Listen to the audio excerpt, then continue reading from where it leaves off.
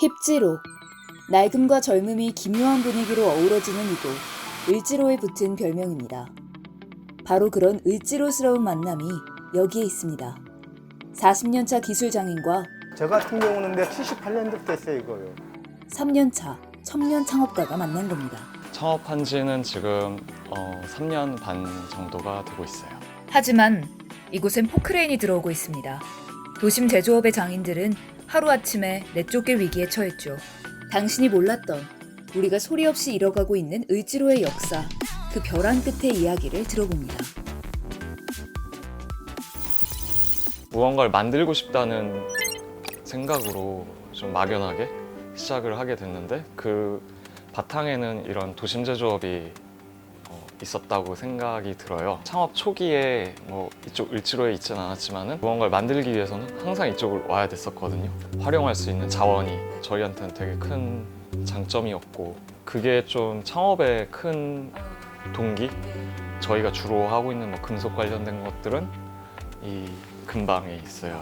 저는 주로 상구역에서 상구역 분들이랑 작업을 많이 했었는데, 84년도는 이제 기술자로 있다가 내가 90년도부터 공장을 시작했어요. 일본에서 이제 골프 같은 게 돼 있잖아요. 그런 식으로 하나 물려서 이른다 가지고 이제 시골인데, 우리 아버지 뻘 본 사람들이 배워가서 일본에 배워가지고 우리나라 지금 퍼져 있을 거예요. 전국적으로 다. 저 같은 경우는 내가 78년도부터 했어요, 이거요. 78년이면은 42년 되신 네, 거예요, 그러면? 2000년대 노래방 터질 적에 우리 들어가니 거의 노래방하고 나이트 거기 들어간 조명. 예. 아. 그게 우리가 다 했던 거예요. 근데 우리 직업이 근데 가면 그거 봐요, 맨날 어디서. 그 직업이 그런데 아, 그때는 거의 주말 없이 밤낮 없이 일하셨겠어요. 그렇죠, 맨날. 이게 미러볼. 근데 아. 크기가 다 틀려요. 예. 500짜리 있고 300짜리 다 틀려요. 아. 흰돈 안 들고 할 수 있는 게 이게 되거든요. 그리고 아주 어려서부터 배우셨던 기술이니까. 20대죠, 20대. 아. 그냥 시제품만 만들 때는 판매에 대해서 생각을 안 하니까는 어떻게든 만들면 되는데, 창업을 하니까는 그 단가를 어떻게든 맞춰야 되거든요.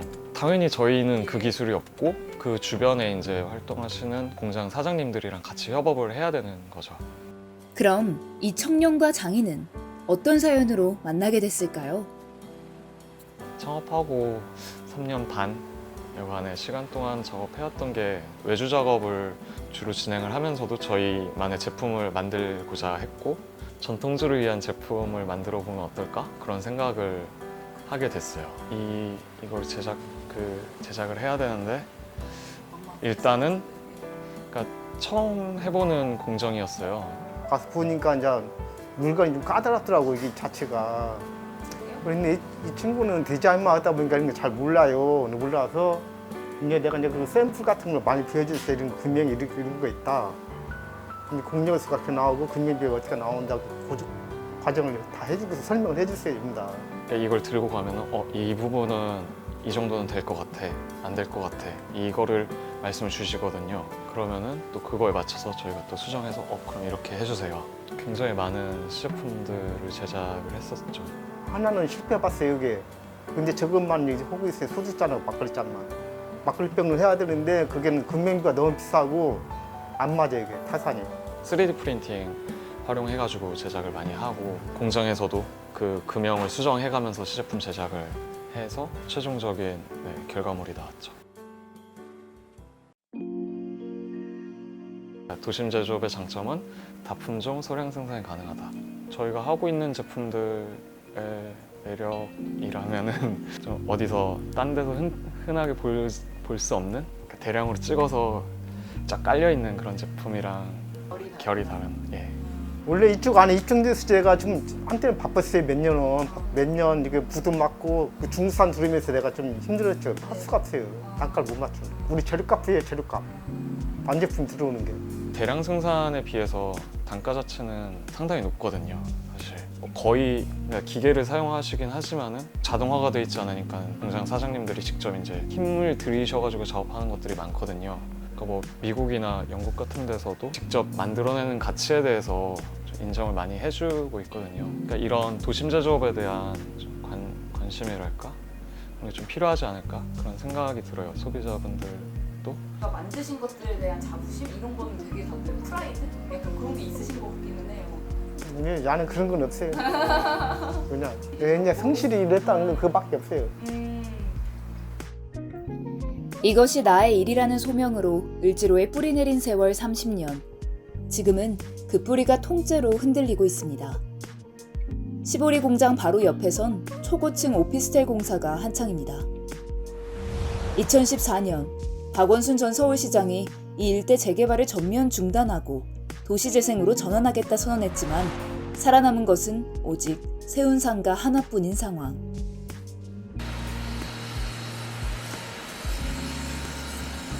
모두 나오십시오. 나오셔야 합니다. 누구를 위한 개발인가? 사업 시에 중단!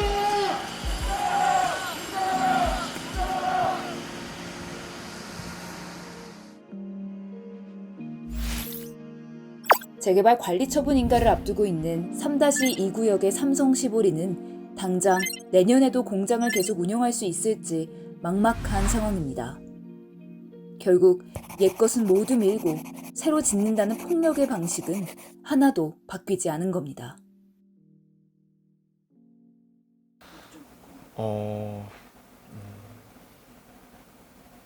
네. 이게 조금 어렵죠. 네. 지금 안 좋죠, 많이. 왜냐하면 여기 일대가 다 30년씩 다 있던 사람들이 어디 가서 뭐 할 건데. 그러잖아요. 이사 가는 건 이사 가면은 아무도 모르잖아요. 그럼 여기는 다 이제 친구들이나 형제 같은 같이 사는데, 근데 하루 돕고 살잖아요, 이렇게 이제 왔다 갔다 하고. 근데 그게 힘들다는 거죠. 저희가 같이 협업하고 있는 그런 재료를 구할 수 있는 뭐 재료상이나 제조할 수 있는 공장들이 다 전부 사라진다 그러면 그냥 여기는 그냥 사무실 정도로만 되지 않을까요? 특수한 환경이라고 생각이 들거든요. 서울의 한복판에 있는 게 어느 나라에도 찾기 힘든 그런 환경인 것 같아요. 노르웨이, 핀란드에서 온 동료들도 그거에 좀 매력을 느껴가지고 같이 창업하게 된 이유도 있고, 이게 사라진다는 거에 대해서는 굉장히 아쉽다고 생각이 듭니다. 그런데 원래는 그 취지가 원래는 리모델링 해가지고 좀 새롭게 한다고 항상 그렇게 주사갔어요, 원래 선물주사를. 근데 그렇게 어느 날 갑자기 지금 2차가 무너지면서 이 상에 들어가 지금 안 되고 있어요, 지금. 근데 지금 밀어붙이고 있잖아요, 좀 더. 나가라고. 작년에 나가고요, 지금 올 8월, 7월 말까지 이쪽에 지금 다 비어있잖아요, 지금 막아놨잖아요, 지금. 안 나간 사람도 있어요, 지금 현재요. 갈 데가 없다, 그냥 버티고 있어요, 지금. 그냥 대책 없이 쫓겨나신 분들도 꽤 계시겠어요. 대책 없어도 어차피 어쩔 수 없잖아요. 밀어붙이는데 뭐 힘이 있어요, 우리가요. 제가 느끼는 안타까운 부분은 사장님들과 되게 오랫동안 해오셨잖아요. 그분들 세대까지는 좀 어떻게든 할 수 있게, 보면은 어떤 사람들은 뭐 건물들 너무 노후해 있고 여기 뭐 금방 무너질 것 같고 여기는 빨리 개발해야 돼 이럴 수 있는데, 그러니까 제조가 예전에 다 그 성장 기반이었는데, 그러니까 명맥을 끊는 것보다 그걸 이어갈 수 있게 좀 제도적인 왜냐면 법이 있으면 좋지 않을까. 그러니까 좀 떠나신 사장님들이 그러니까 을지로가 그립다 뭐 이런 이야기들을 많이들 안 여기가 하시지. 낫죠. 그러니까 힘들다고 지금 아무래도. 어쨌든 여길 떠나고 싶지 않으신 거네요. 나는 그래요. 떠나고 싶으면 안 먹게. 아마 다 비슷하시겠죠.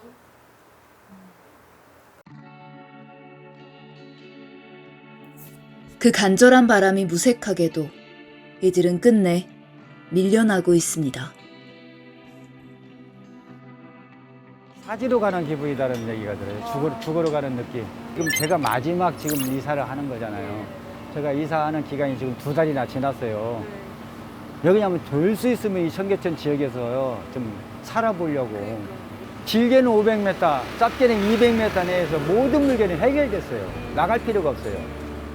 지금 떠나버리면은 그런 모든 리듬들이 다 깨진 상태에서 가기 때문에 제가 더 힘들고 어렵다는 거죠, 이제.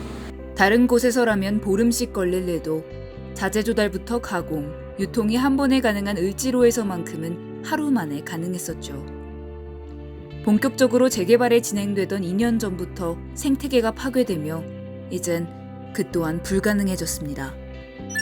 중구에 있는 사람들이 또 그 물건 하나 하루 뭐 영등포까지 할 수 없는 거리고 그래 이걸 끌고 어디로 가냐고 우리가 한 10톤 나올 거예요. 그러니까요. 10톤도 나오지. 상인들이 똘똘 뭉쳐서 잘 예. 직원을 했는데 모르겠어요. 안 되기를 바랄 뿐이고. 네. 우리가 알고 있는 보통 조합 방식이 아니에요. 만약에 일반 조합법이라고 해도 불가능한 일들을 했어요. 예를 들어서 사업시행 인가가 난 다음에 관리처분 인가가 나지도 않았는데 사람들을 거의 90%를 내쫓았어요. 관리처분 인가가 나지 않았으면 이렇게 타포 같은 거 치면 안 돼요. 그렇지만 지금 창문 하나도 없죠. 그쵸. 이런 걸 예비철거 행위라고 하는데 앞에는 아파트 짓고 있고 여기 네. 철거하려고 해가지고 우리가 하는 분들 되게 많이 작년에 추정한 거는 저희가 폐업률을 10%를 봤거든요. 그러니까는 400가구 중에 40개 정도가 폐업을 했다고 봤는데 1년 지나고 나니까 더 많은 거예요. 왜냐하면 이분들이 빨리 그 가게를 구하다 보니까 정말 아무데나 구한 거예요. 2019년 3-1459역의 재개발이 급속도로 진행되며 이곳에 있던 약 400여 개 업체가 강제 퇴거를 당했습니다. 시행사는 이곳의 상인들에게 수억 원의 손해배상 소송을 제기했고 협박을 이기지 못한 사람들은 쫓기듯이 이곳을 떠날 수밖에 없었습니다. 이에 서울시는 세운상가 건너편 LH가 소유하고 있는 부지에 임대상가를 지어 상인들을 이주시키겠다고 했죠. 삼성시보리 사장님을 포함해 3-2679역이 있는 업체만 수백여 개가 넘는데 임대상가의 자리는 단 80여 개뿐이었습니다. 결국 2020년 현재 3-79역에선 이미 철거 작업이 시작됐고 불안함을 이기지 못한 상인들은 몰래 신도림, 남양주 등으로 뿔뿔이 흩어지고 있습니다. 사실 재개발이라는 게 이 지역의 환경을 개선해서 좀 더 나은 환경을 제공하는 게 목적이라고 하면 거주민이 100% 돌아오는 게 사실은 정상이잖아요. 10%도 안 돼요, 정착률이. 그럼 그게 어떻게 공공사업이에요? 근데 지금도 재개발은 공공사업이에요. 공공성이 하나도 없는데. 언니 내년에 결정 나도 2-3년 갈 거예요. 여기. 왜냐면은 그 보상 처리해야 되고 뭐 하다 보면 한 2년 걸릴 거예요. 2-3년. 그럼 일단 그때까지는 버텨야지. 그러니까 일단은 저희는 계속 활동을 해서 보여드리는 게 그냥 저희의 역할이라고 생각이 들어요. 그러니까 이런 게 여기서 가능하다. 여기의 장점들, 그러니까 여기의 존재 이유들, 예. 그런 것들을 계속 보여주는 게 저희의 역할이고 좀 책임감이 이제는 들어요.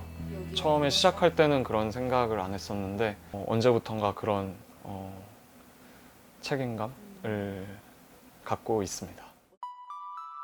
인스타 피드를 도배하는 힙스터 명소로만 알려졌던 을지로의 이면엔 인공위성도 탱크도 두 손으로 직접 만들 수 있다 자부하는 도심 제조업 장인들이 있었습니다.